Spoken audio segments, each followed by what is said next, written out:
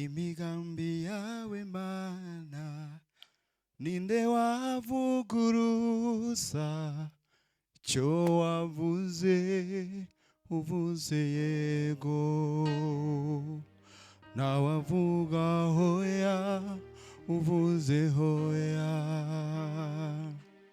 nawavuga yego wasanze nigaragura mw'ifata urambwira uti baho nanjye mbaho ijambo wivugiye urikomeraho kugeza urisoje ntujya ubeshya namba ninde wahindura imigambi yawe mana ninde wavuguruza icyo wavuze uvuze yego nawavuga hoya uvuze hoya nawavuga yego wavuze ko Dawidi azaba umwami ari umushumba ibyo urabikora wasezeranije Hana umwana w'umuhungu kandi ari ingumba nabyo urabikora wavuze ko Dawidi azaba umwami ari umushumba ibyo urabikora wasezeranije Hana umwana w'umuhungu kandi ari ingumba nabyo urabikora ninde wahindura imigambi yawe mana ninde wavuguruza icyo wavuze uvuze yego nawavuga hoya uvuze hoya nawavuga yego. Haleluya. Imana ishimwe ko impaye uyu mwanya. Ndashima Imana kandi yuko yamfashije kurangiza uyu mwaka amahoro. Ari ibintu njya mbwira abakristo nkababwira ngo uzacungane n'ubugingo cyane kuko umubiri wo ntacyo wakora. Imana yahaye Satani kugira ngo awugerageze uko ashaka, ariko yamwimye ubugingo bw'umuntu. Haleluya. Nigeze kubabwira ubushize yuko yemeye ko yo bageragezwa, arageragezwa imwambura byose yari afite, imusigira umugore nk'ishuri, ariko kandi musigira n'akajyo ko kujya yishima hadashobora. Ntabwo Imana yakora ikosa ryo kugukuraho ibintu byose. Izagusigira ugomba kukwigisha, ariko kandi izagusigira n'ugomba kukubera akajyo agushimira aho udashobora. Haleluya. Akajyo nakababwiraho gato. Hari ukuntu ushobora kugira ikibazo uri mu ishuri ukabura umwambaro wo kwambara, Imana ikohereza umuntu. Urumva umwambaro wo kwambara ni ahantu ariko kurya ariko udashoboye gushima, nta mafaranga ufite yo kugura imyenda, ariko ikakoherereza umuntu akaguha amafaranga ukagura imyenda. Burya wakubereye akajyo kagushimira hahandi. Ushobora gusonza urimo kubabara ahantu kuko udashoboye kujya kuri botike cyangwa ku shop runaka ngo ujye guhaha, ikaguhereza nyine umuntu akakubera akajyo akakuzanira ibyo kurya. Burya ntabwo yagukuraho byose, ariko iyo wageragejwe uzira gatsi bigaragara ku iherezo. Nizere ko uriya mugabo yakupye kamera arabizi ko ntakorana nayo. Hanyuma rero ikintu ushaka kugira ngo mbabwire, Imana ishimwe ko yagiye duha utujyo. Wa wundi udafite aho yishima, Imana ishimwe ko yagiye muha akajyo. Kandi niba ntako wabonye uyu munsi wabona kaje, ntawamenya. Haleluya. Uyu mubiri rero Imana yawuhaye Satani ngo awugerageze uko ashaka, ariko Imana imwima ubugingo. Niyo mpamvu mubona nambaye aya mapareye. suko suko yakijije kanseri y'ubwonko amatwi yananirwa kuyakiza. Byose irabishobora kandi ishimye yuko nazarinda nipfira nambaye za pareye. Ibyo nabyo ntacyo bitwaye, ikingenzi nuko iyo nzambaye numva. Muyihereze icyubahiro, ikora ibyo ishaka mu ngabo zo mu isi no mu ijuru, kandi bumba ntiryabaza umubumbyi ngo urakora iki. Dusome ijambo ry'Imana dusanga muri Luka igice cya mbere umurongo wa 37, turasoma n'igice cya kabiri umurongo wa 6. Hanyuma ijambo Imana yampaye kubabwira, naje kubabwira ngo Kristo Yesu nk'umwuzuro w'ubuhanuzi. Imana ibahe umugisha.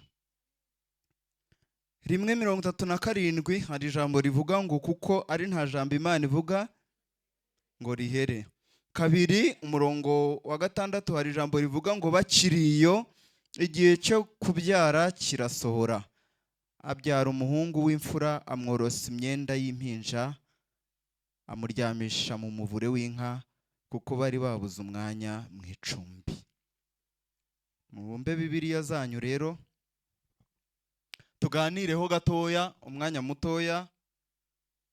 Uru ruhimbi tuzakomeza turuhagarareho mu gihe Imana ibidutije. Ni ngombwa ko tuvuga tugasigira n'abandi. Yesu ashimwe. Muzamure Imana icyubahiro. Haleluya. Turi kumwe. Maze iminsi nitegereza cyane, nkabona abantu mu mibereho y'umuntu cyangwa se mu mibereho y'umugenzi. Mwandebye mwuka byaramwe kaho twasomye muri butahe mukongera mukahasoma. Mu mibereho y'umuntu cyangwa se mu mibereho y'umugenzi, ubu navuye mu rugo hariya mba kuri cafe Rwampara, nje hano gusenga. Bibaye byiza mbaye nzi y'ubusamo niyo nari gucamo nkahita ngira hano vuba, ariko kubera ko hari ari hafi naje nyine ngera hano. Nta na rimwe rero nabona umugenzi ugenda urugendo ngo yishimire ko inzira imubana ndende. Iteka ryose yishimira ko inzira imubana ngufiya kugira ngo agere yajya. Niyo wenda tuvuge ngo avuye hano agiye Kimironko akaba azi inzira za Panya, agerageza uburyo bwose anyuriye Panya kugira ngo agere, kuko umuntu wese yishimira ko urugendo rurangira. None kuki mwanga gupfa?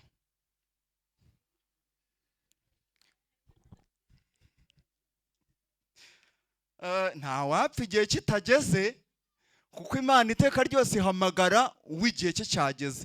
Niyo tuvuye hano tugiye i Rwamagana, niho mu rugo niho mvuka. Nshobora kujya muri bisi twagera ikavuga umuntu umwe akavamo, ubwo nyine aviriyemo aho yajyaga. Nanjye ngakomeza nagera i Rwamagana nkavamo, abakomeza Kayonza bagakomeza, abakomeza Nyagatare bagakomeza, n'abakomeza hirya iyo. Ariko buriya uriya ugarukiye Kabuga burya biba ari sawa. Kubye nyine hagize impanuka integera hagati ya Kabuga na Nyagasambu, we ntaho yahurira nayo. Ipine ripfumukiyemo aho hagati ntago bimureba ko yakererewe, mbese w'ibyo yabirangije. Kandi mbabwire, ibyago byinshi bizira umuntu inzira yarambye. Iyi nzira yakubanye ndende haba harimo n'ibibazo byinshi, ariko inzira yabaye ngufiya ntago. Ubu ibya Covid byatubayeho, umuntu wapfuye muri 2018 Covid arayizi. Murekere twishimire kugenda urugendo rurangira. Igihe Imana izabishakira izaguhamagara, ariko ninaguhamagara wowe uzaba ugiriwe amahirwe kuruta twe tuzaba dusigaye. Niyo mpamvu ijambo ry'Imana mu byashuri ryavuze ngo hahirwa abapfa, ntago hahirwa abazima. Nabapfa ariko bagapfira mu Mwami Yesu Kristo, nibo bahiriwe. Naho umuzima we abafashe igihe mu ntambara, kandi birashoboka kurushiya kera yunyuze intwari. Rero tujye twibwirira Yesu adukomeze, kuko uru rugamba turimo kurwana rurakomeye. Ikintu gitangaje nuko iyo ruba urugamba rw'umubiri, hari abantu bafite imiryango ikomeye hano, bahita bahamagara abajenerali, bagahita bahamagara abamarshali, bagahita bahamagara abakoroneri, bagahita baza bakabarwanirira. Hari abantu bicaye hano bafite imiryango ifite imbaraga z'ikofi, kandi buriya umuryango ushobora gukomera kuko ufite imbaraga z'ikofi, kandi ufite imbaraga z'ikofi aba afite n'abantu bafite izo mbaraga z'ikofi.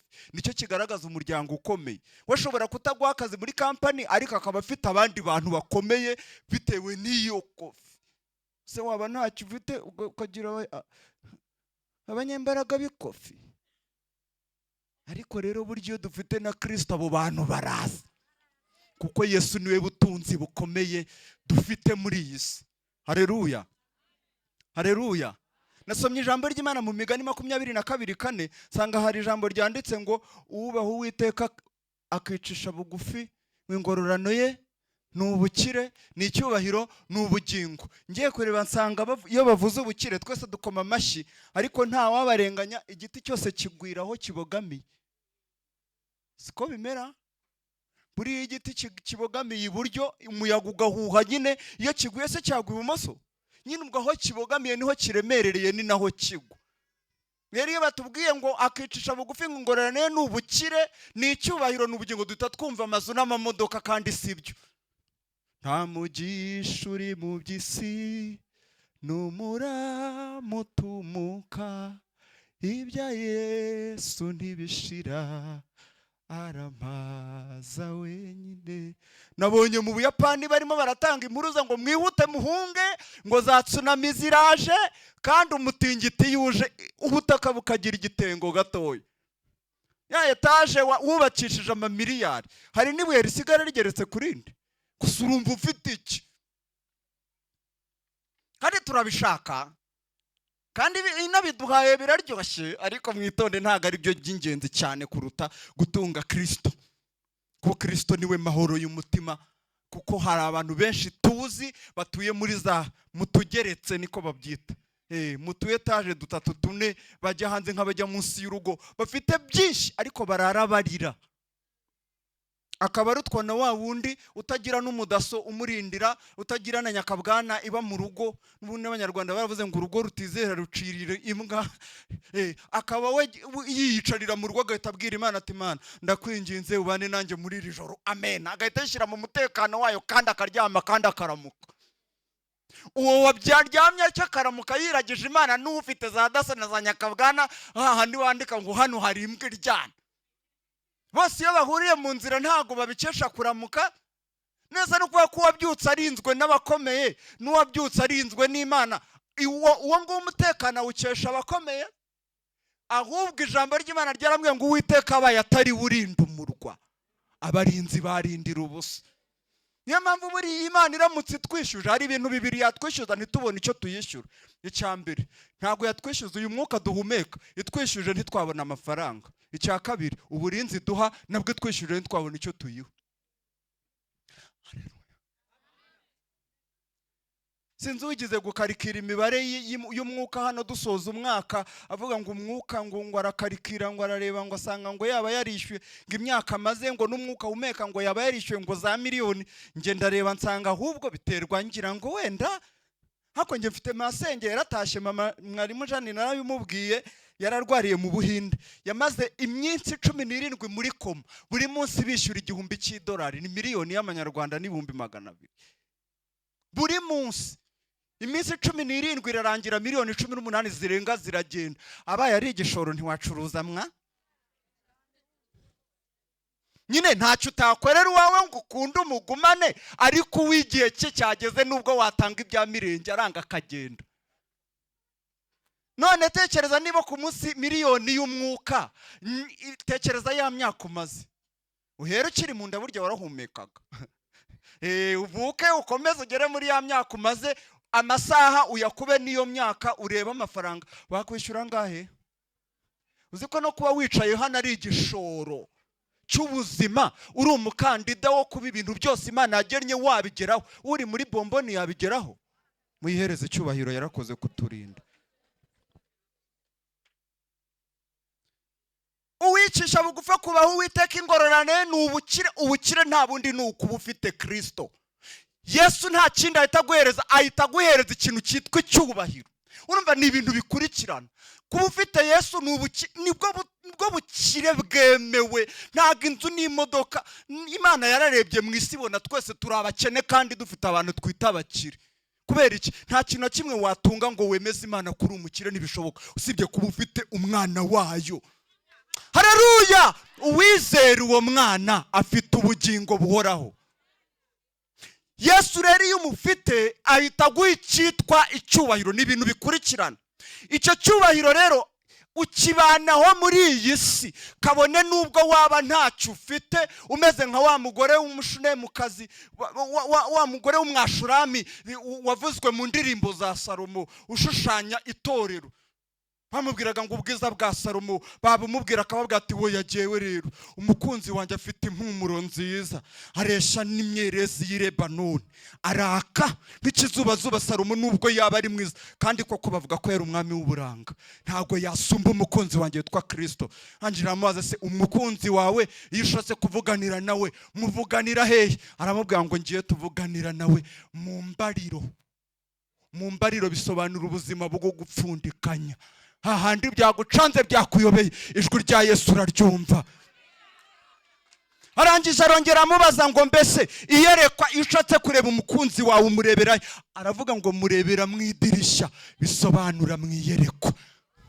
Arangije amubaza ngo mbese umukunzi wawe akora iki? Arababwira ngo umukunzi wanjye ni umwungeri, aragirira mu misozi miremire. Arakomeza ababwira haleluya, ahita bahamiriza aravuga ngo noneho ubu rero nk'umutapu wa mu biti byo mu ishyamba niko umukunzi wanjye ameze mu bahungu. Ariko umukunzi nawe ahita areba umugeni, ahita amugereranya ati kandi nka karungu mu mahwa, niko umukunzi wanjye ameze mu bakobwa. Niko tumeze. Karungu mu mahwa ni agati gakura koroshye kandi kazengurutswe n'ayo mahwa, ariko kuko kazi ko ibikagosa ari ibinyembaraga kazamuka kiyoroheje nta wamenya. None ko ushaka kwigira ingare no kwigira akaraha kagiye kandi uzi ko ibikugose bikurusha imbaraga wakoroshye. Hanyuma rero ngo kakazamuka koroshye kitonze kavuga kata amaherezo nimara kubasumba nzaba. Buriya ni byiza ko niba ugize n'icyo usumbye umwanzi wawe mubera igicucu yugame. Haleluya, haleluya. Umutapu wo mu biti byo mu ishyamba ni igiti cyera, iyo cyeze iyo imbuto zacyo zihera hasi ku buryo n'umwana ukambakamba yabasha kuzisoroma. Niko Kristo atumerera, nta muremure nta mugufi, kuri Kristo twese tugerayo. Imana ishimwe, haleluya. Reka rero ngere kuri iri jambo nasomye kugira ngo soze. Jambo ry'Imana twarisomye riratubwira ngo nta jambo Imana ivuga. Buriya nubwo muyita inyabinyoma bitewe n'igihe ubona ko bimaze, ariko ndakubwiye ngo nta na rimwe igihe amaboko y'abantu kigize icyo akumarira Imana ntayo uzabona. Mu gihe ugitegereje ko hari ikintu abantu bagira icyo bakumarira Imana ntayo uzabona, ariko mu gihe warekuye byose ugasigarana nayo uzayibona. Haleluya, haleluya. Hari igihe ushobora kuba ufite uvuga uti mfite abakomeye ndakaze, ngewe ningira gutya nka telefone bazagira gutya, izakure kubanze ujye muri ibyo. Nubona byose byagucanze uvuga uti Imana noneho niwe nanjye, izaza kuko ntago ishaka gukora ibintu bituma isangira n'abandi, ikora ibiyitirirwa yonyine. Haleluya. Kandi mbabwiza ukuri, nutujya kureba neza ibintu Imana yatubwiye yarabishohoje. Yatubwiye Yesu yaramuduhaye. Yesu adusezeranya umwuka wera twaramuhawe. Hanyuma umwuka wera turi kumwe, nta kindi kintu dutegereje inyuma usibye ubugingo. Yesu niwe wavuze ngo aho ndagiye kubategurira kugira ngo aho ndabariho namwe muzaba. Yaba ari abasinziriye muri Kristo n'abazima, twese dutegereje kuzabana na Yesu mu bugingo buhoraho. Inzu, imodoka, amafaranga, abagore, abagabo, ibiki byose kujya hanze nk'abajya munsi y'urugo, ntago tubirusha abatizera kandi nta Mana yavuze. Ntago Imana yakora ikosa rero ryo kuduha amasezerano dusangiye n'abatizera kirazira. Muririmbyi yaravuze ngo imigisha yo mu gakiza k'Imana kubwo ubuntu narayihawe. Nayihawe umunsi nihanaga ibyaha imbere y'umukiza Yesu. Muhumure, kuba ufite Kristo azazana n'ibindi iby'Imana yabonye ko ukwiriye muri iyi si izabiguha, kandi ibyo udakwiriye n'ubundi nubwo wabahuye n'abahanuzi bakakubesha uzapfa ntabyo ubonye.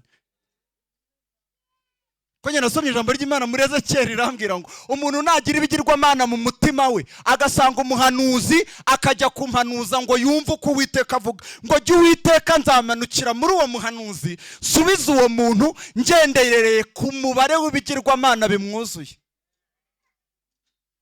Ubara abantu bafite ibintu bavuga ngo ni Imana yavuze ntayo, ahubwo Imana yarabasheshenze inyuze muri uwo muhanuzi igendereye ku bigirwamana bibuzuye. Niyo mpamvu kirazira kujya imbere y'Imana no kujya gusenga utabanje kumeneka mu mutima ngo yibwire ngo niwe nje gushaka si umuntu. Ko hari igihe usanga n'abantu bajya gusenga akavuga se runaka muri kumwe kuko azi ko nyine arebayo. Bamubwira bati ntawe uhari, okay nanjye ngize ikibazo ntago nkije, ariko bamubwira ko ahari akavuga ati reka ngende, burya ntago uje gushaka Imana, uje gushaka umuntu. Yesu ashimwe. Nta jambo Imana yigeze ivuga ngo rihere. Yatubwiye Yesu Kristo yaramuduhaye, yatubwiye Umwuka Wera yaramuduhaye, n'ubugingo turabutegereje buzaza.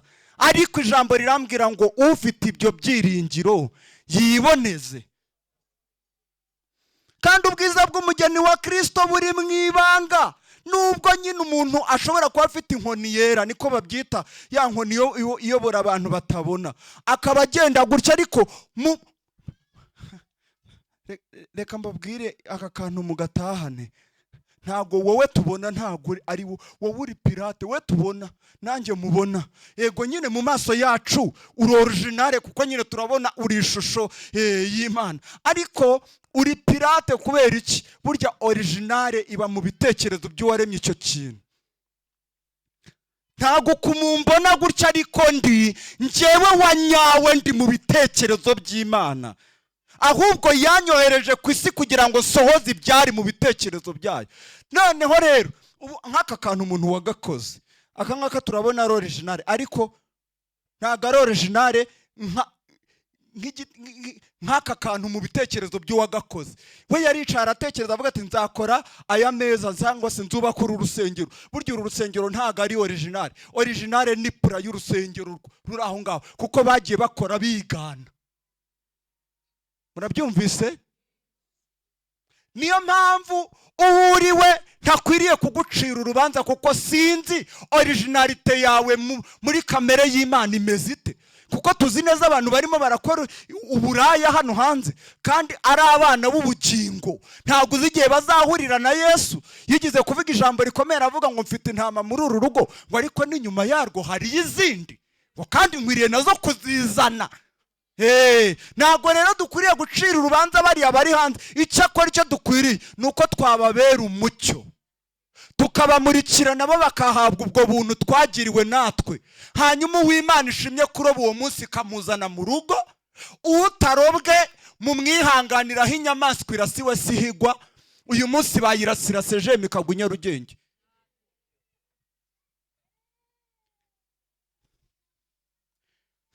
Dufite ubuhanuzi bwinshi bugenda bushushanya Yesu. Isezerano rya kera ni igishushanyo cy'irishashya, kuko irishashya ni ubusobanuro bw'irya kera.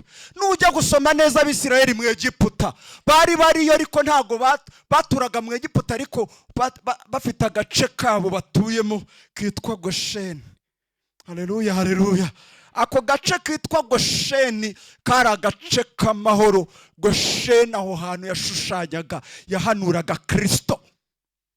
Kuko Bibiliya iravuga ngo ntambwa yigize imokera abari batuye Gosheni babaga mu mahoro.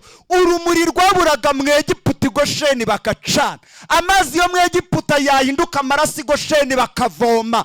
Gosheni habaga amahoro. Icyatumaga Abisirayeli bihanganira uburetwa, bararaga Gosheni bavoma amahoro. Mu gitondo bakajya guca inshuro mu Egiputa, bakajya gukora uburetwa, ariko nimugoroba bagataha mu bihumuriza.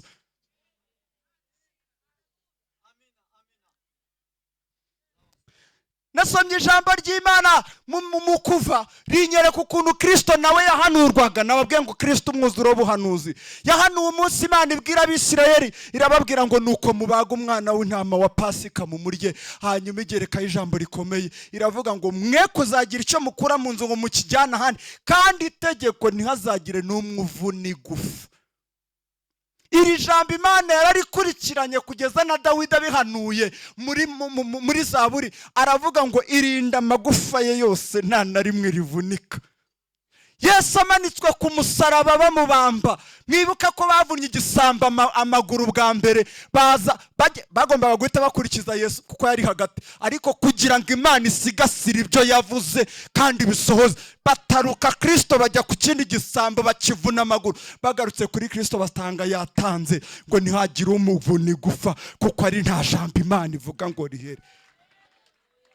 nasomye ijambo Yesu kuko bamubambye bugufi bw'inzira aho abantu bose banyuraga ngo barahanyuze. Imana ikoresha akantu kugira ngo isohoze icyo yavuze. Ifata imitwe y'abantu barayizunguza ngo baranamutuka baramuhema. Ibi byari mu buhanuzi kuko Dawidi yarabihanuye muri Zaburi, hanyuma bisohora ubwo Kristo yari ari ku musaraba ngo abantu bamuceho baramutuka bamuzunguriza imitwe bahanura ibyo umuhanuzi yari yarasubiyemo. Imana ntago ijibesha, icyo yavuze izagikora.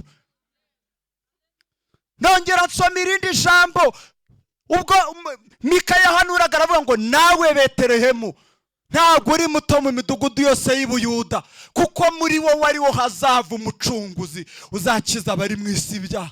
Hanyuma rero bisohora gute? Bisohorera muri Luka, nuza gusoma igice cya 2 ngo habayeho kubarura kwa mbere. Nta nubwo byigize binabaho, ariko kugira ngo Imana isohoze icyo yavuze. Iteza gahunda ku mwami Augusto ngo ategeka ko bagomba kujya buri wese iwabo. Kandi Yosefu yari wo mu muryango wa Dawidi i Betelehemu, kugira ngo Mika wahanuye ko Betelehemu atari mujyi muto mu midugudu yose y'Ubuyuda kuko muri wo hazavukiramo. Bituma yuko Yosefu iryo barura nta kindi ryari rigendereye, kandi ryaje umunsi Mariya yiteguraga kubyara. Barabategeka bose baragenda, Yosefu ajyana n'umugore we yari yasabye. Bibiliya iravuga ngo bakiriyo arapfukama arabyara. Ibaze Yesu aravutse, ibaze marayika urimo kuririmbana na worship team babonekera babashumba, ni Kristo wari uhari. Ibaze kandi ni ugiye gukura n'abanyabwenge iburasirazuba abazana nk'inyenyeri aje abamurikiye baje kumuramya. Muririmbye arongera arimba aravuga ngo usiganirwa aho Yesu yicaye gutegereje, niwe nzira kandi we bihembo byo kurushanwa. None urasiganwa, aho usiganirwa inzira usiganirwamo ni Yesu.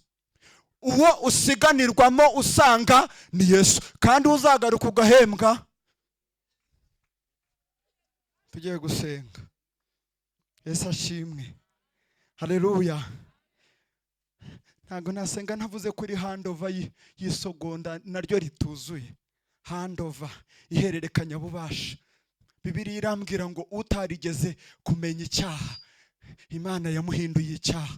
Burya Kristo bakubitaga ntago bakubitaga Yesu, bakubitaga icyaha. Kandi imbaraga ziducungura, Kristo ajya kuducungura, imbaraga yatangiranye zarangiriye i Getsemani.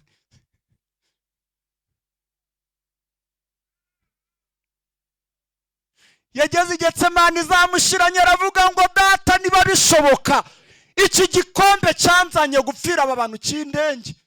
Ariko ahita yibuka ko mu nshingano zijyamuzanye hatarimo kurengwa n'igikombe. Ahita yinjira mu bubasha bwa se, aravuga ngo ariko ntibibe uko nshaka, ahubwo bibe uko wowe ushaka. Imana iti rero uko nshaka si uko kikurenga, ahubwo uko nshaka ni uko kigotomera. None imbaraga ziragushiranye, reka nguhereze zikugeza ku musaraba utsinda igitego. Imana imwoherereza marayika amwongerera imbaraga nizo zamuhesheje kudutsindira.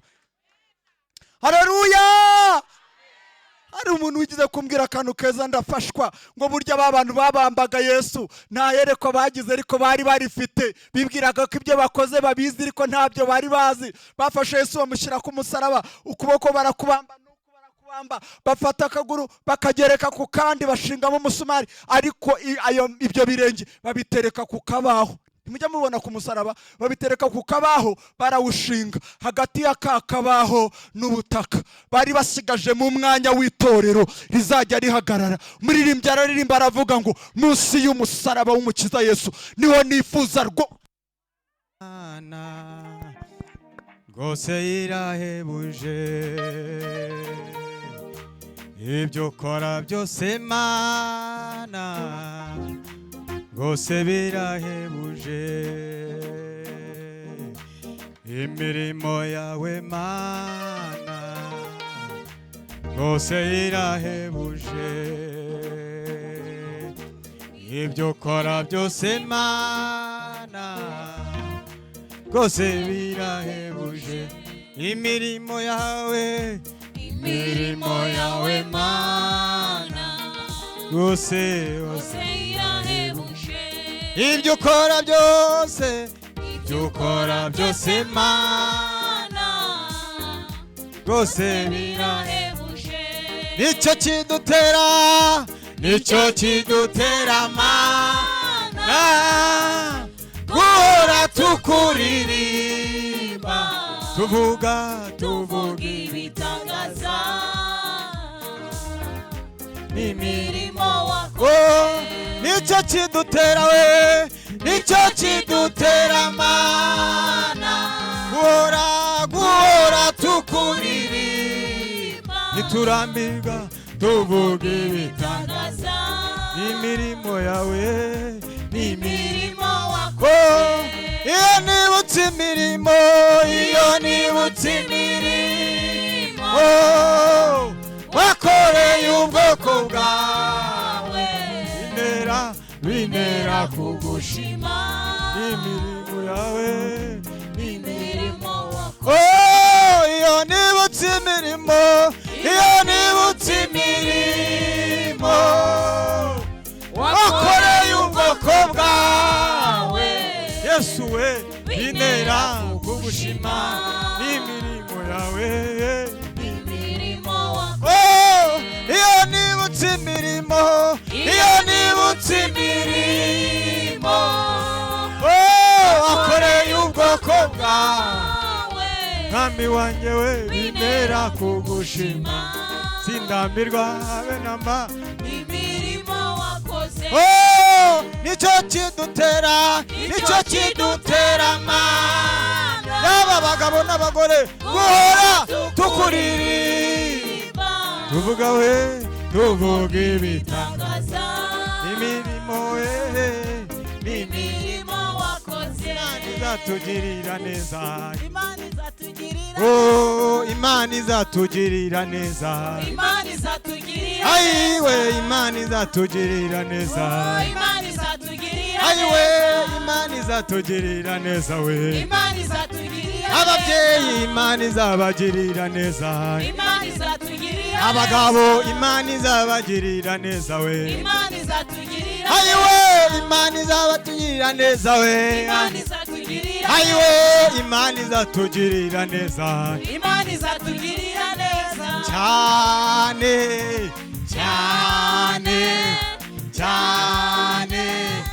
Imana izatugirira neza we Imana izatugirira neza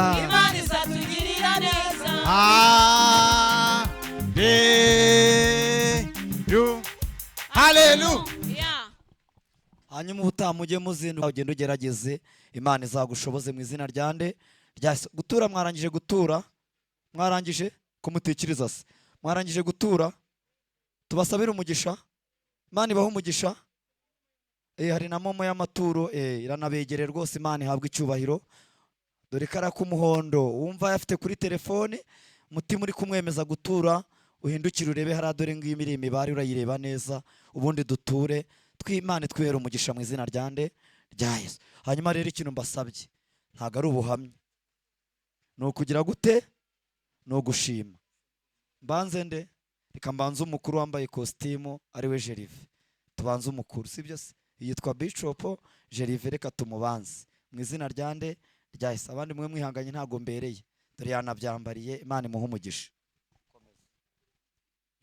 imibabaro izashira intambara nazo zizashira have wasiwe w'inteshi igihe namaramaje gukorera uwankunze imibabaro izashira intambara nazo zizashira we have wasiwe w'inteshi igihe namaramaje gukorera uwankunze kuko yanteguriye gakondo itari mw'iyi mibabaro niyo mpamvu nanjye mpara nawe kuzaba nitekano wankunze we kuko yanteguriye gakondo itari mw'iyi mibabaro niyo mpamvu nanjye mparana o kuzaba nitekano wankunze. Umunsi umwe uzakama kakaririmbo nkaririmbe. Haleluya, haleluya, haleluya, haleluya. Nanjye mpagaze imbere y'itorero ry'Imana n'Imana, ndimo gushimira Imana ku bwa byinshi Imana yagiye ikora. Reka mpamagare n'umudamu wanjye nawe aze dushimane Imana, nubwo wenda atarabizi ariko reka nawe muhamagara aze dushime Imana nta kibazo. Nubwo wenda atavuga ndavuga nta kibazo.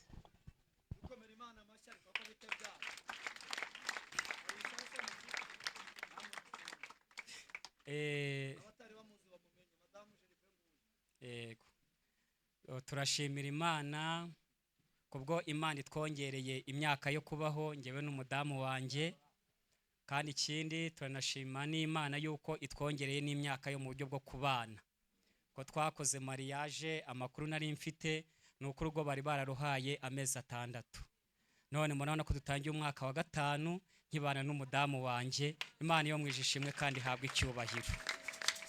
Satani yagiye atugabaho ibitero by'uburyo butandukanye, nge nawe tukimara kubana tugaba ibitero bigiye bitandukanye, ariko ndashima Imana yuko ijya irinda ijambo ryayo ikarisoza. Kandi ikindi ndashima Imana yuko urugo Imana yubatse ruturutse kuri yo, Imana irwana intambara ikarurwanirira intambara, hanyuma Satani akagenda afata ubusa, akagenda afata zeru, kubera ko urwo rugo ari Imana iba yararwubatse.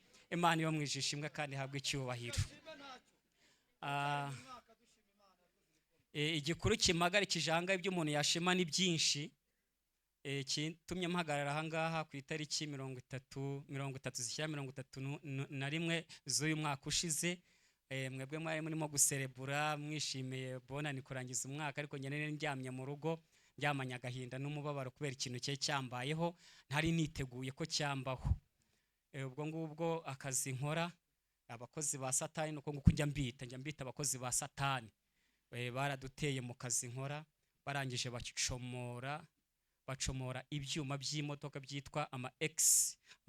Murabona ari amamodoka y'amafuso, ari ibyuma biba bifunze, ari amapine y'inyuma. Barangije baraza bafungura amaburo yabyo, barangije babikuramo. Bari bagiye gutwara 3, ariko tugirwa ubuntu n'Imana habasha kuvamo 2 bari byo batwara, kandi ibyo byuma birahenze. Hanyuma rero ubwo murumva ikintu Satani yari yateguye amapingu ku maboko yanjye kugira ngo nerekeze muri ribu. Imana ikaba yari maze igihe kinini ibimbwiye yuko indinzi ibintu bya gereza, indinzi igifungo. Imana ibimbwira igihe kinini yuko indinzi igifungo. Hanyuma ubwo ngubwo rero ibyo bintu bisaba ku itariki 31 baraza ntabwo njya ndizwa n'umwuka wera gusa. Hanyuma ubwo ngubwo rero abajura baraza barabyiba ibyo byuma. Ikintu nshimira Imana yo mu ijuru nuko Imana yo mu ijuru yandinze yuko amaboko yanjye yambara amapingu bakanjyana muri gereza kumfunga. Icyo kintu nicyo nshimiye Imana. Kandi ikindi nanone nshima Imana, yashimira Imana yo mu ijuru kubwo abayobozi bacu, ababosi bacu yuko ari abantu beza. Ntago bagira ibintu intambara, ibintu barabyoroshye bikagarukira hafi, ntago babikomeje barabyoroheje kuko ari abantu bahamagawe n'Imana. Ubwo rero Imana yo mu ijuru nicyo ngicyo nashimiraga Imana yuko yandinze ko amaboko yanjye yambara amapingu akajya muri ribu, njya kubazwa ibintu bitatwawe na mukuru wanjye, bitatwawe na mushiki wanjye, bitatwawe n'inshuti yanjye nibora dusengana tuziranye, ahubwo ari abakozi ba Satani baje bakabitwara. Ubwo rero nicyo ngicyo nashimiraga Imana yo mu ijuru, muri impera icyubahiro cyinshi.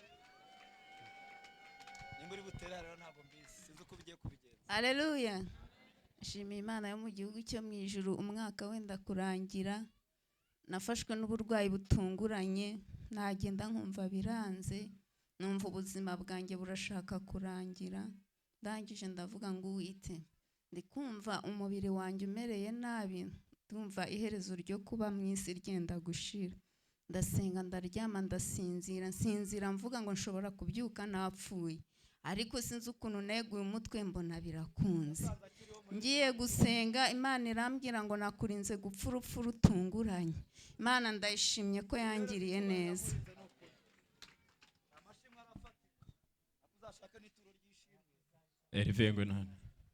Ngwino hano. Aleluya. Imana ishimwe. Nitwa Bivugire Fulgence Omari.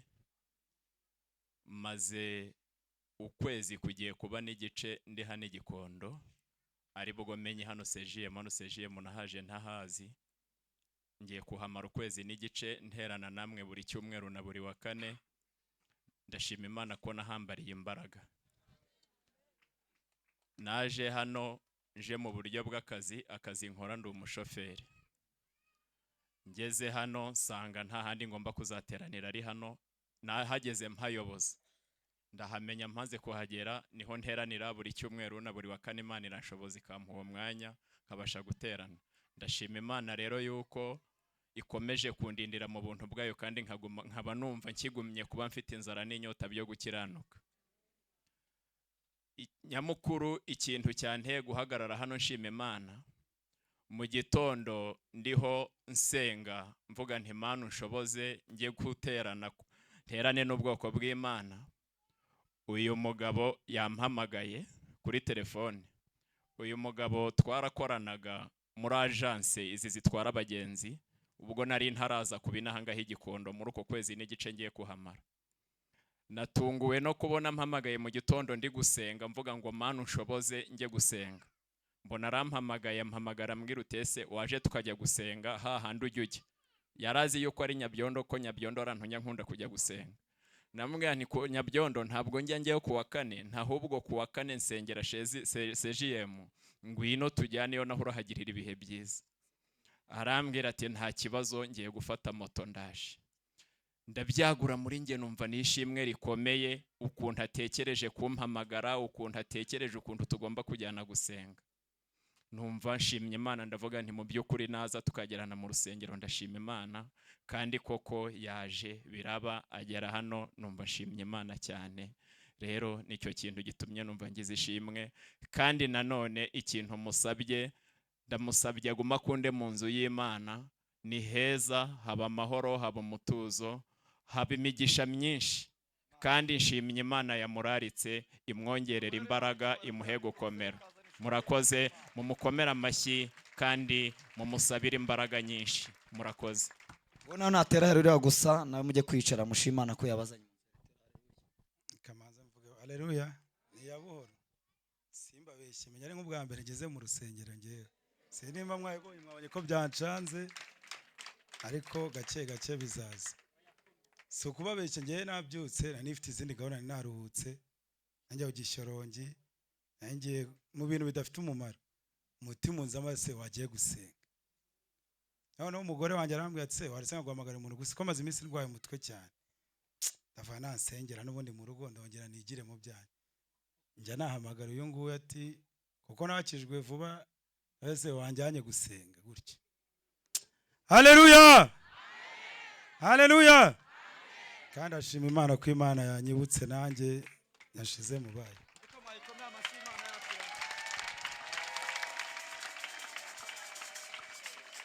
Ubuzima hari byiza tubona tukabifata nk'ibisanzwe, rimwe na rimwe tukumva ko byari bikwiye no kubaho, nyamara burya hari Imana isumba byose ibikora, yitwa Uwiteka Nyiringabo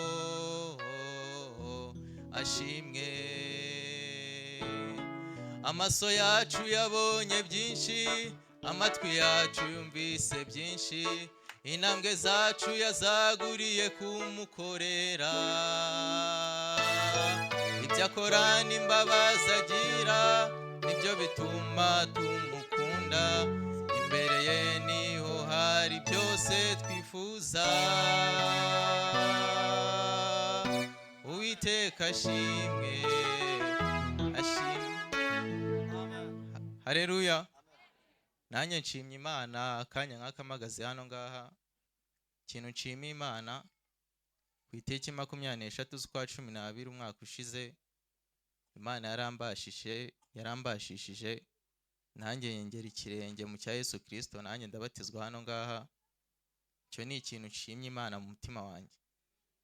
Ikindi cya kabiri nshimye Imana, nagiye mvuga ni kenshi nzashima Imana nsoza segonderi 2021 2022 najyaga nsenga Imana nkabwira ati Mana numfasha ukampa amanota meza mu cya leta ukampa diplome nziza nzagushima. Ubwo rero Imana yo mu ijuru yumve ko nyishimye yarahabaye. Ikindi nshimye Imana mu mwaka ushize wa 2021 2022 2023 Imana yagiye ikura urupfu ku buzima bwanjye ikagenda inumaho abantu ikavuga ati nkuyimva ku buzima bwawe, nanjye nkagenda mbona ibimenyetso ikambwira ati nkurinze amagisida, na ninjoro rimwe na rimwe nanjye nkajya mbibona imyuka mibi ikanera nkabura umwuka no kuvuga ati Yesu ndengera, uwo mwuka ukabura, ako wenda kubera mbana n'umuryango ukabyumva bakabyuka bakansengera Imana ikanyiza izo mbaraga z'umwanzi cyane. Imana ibishimirwe. Ikindi nshimye Imana nuko magaze ngeze uyu mwaka nshima Imana nyine ko muri iyo myaka 3 Imana yagiye twimana n'umuryango wanjye igakomeza kuturengera ikaturinda izo mbaraga z'umwanzi. N'ubu ngubu nkaba magaze imbere yayo mu mwaka wa 2024 nkaba mageze mumeka umwuka w'abazima. Imana yarahabaye. Kubw'ibyo Imana yakoze ngiye gupfukama mumfashe rwose tuyikomera amashyi ya speciale n'icyubahiro. Mwabyumvishe nyuma 2 3.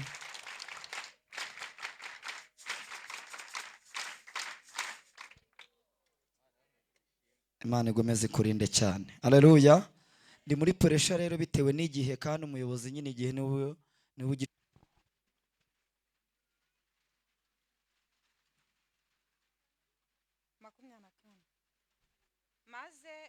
maze Yesaya 3:5 23 bihereye he? 24 niho naremhereye. Ntibazaruhira ubusa kandi ntibazabyara abana bo kubona amakuba, kuko bazaba ari urubyaro rw'abahawe umugisha n'Uwiteka hamwe n'abazabakomokaho.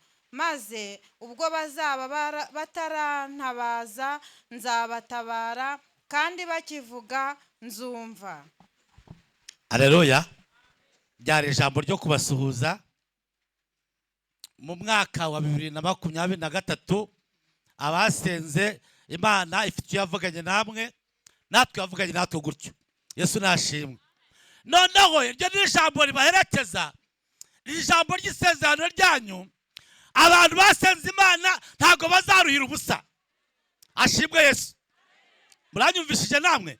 Abantu basenze Imana, abantu b'abarokore, abantu bari mu isezerano ry'Uwiteka Imana yabanye nabo, abo ntago bazaruhira ubusa. Cyo ni kimwe. Icya kabiri, ntago bazabyara abana bo gukorwa n'isoni. Yego, ntago abana banyu mwabyaye mwamusengera hano baragiye mu macaci hakurya yangiye kwa Gitwaza n'ahandi bapfa kuba baravuzwaho n'Uwiteka, barabyawe nanjye ukizwa, akaba ari isezerano ryahawe n'Uwiteka gahabwa je n'abana baho umugisha n'Uwiteka. Ni mwebwe muri hano nabo mwabyaye nabo muzabyara n'abazabakomokaho, ntago mwaruhira ubusa kuko bahawe umugisha n'Uwiteka. Yesu Imana icyubahiro kandi Yesu nashimwe. Iravuga ngo kandi mwebwe mugisenga, mwebwe mugitabaza, mwebwe mukibwira ngo Mwami Yesu turakwifuje turagushaka izabarengera. Yesu nashimwe. Ntago muzabyara abana bo gusambana bo kunywa inzoga no kunywa itabi, oya, kuko bahawe umugisha n'Uwiteka. Mwami nahimbazwe cyane.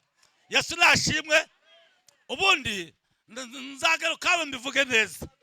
Murabyibuka gihe papa ka Yesu Imana yampaye agakiza ndikiragi ndi gipamatwi nanyuze hanamba uniform ndabivuga niva kwiga ibyumba ikiganga nabibabwiye natambukanye hana pasteur Karangwa kwa Mafubo murabyibuka, ariko nanyuze hangavuga Imana neza. Yesu nashimwe. Ndacyahari rero, ariko nimwakirwa ubuhanuzi mu izina rya Yesu.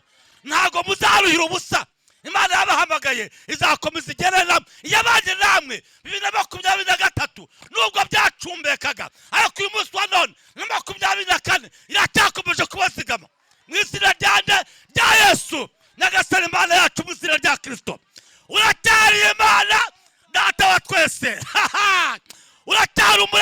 kandi uriyo twizera uri Imana y'amaboko.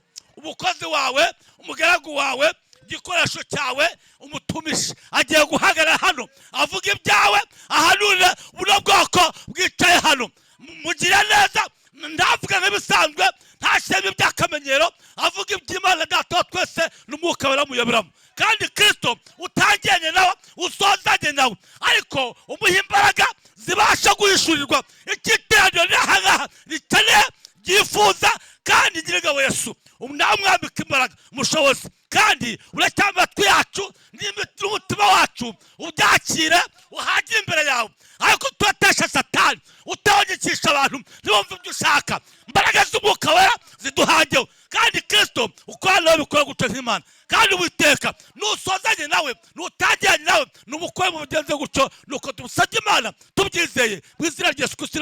Amen. Sawa.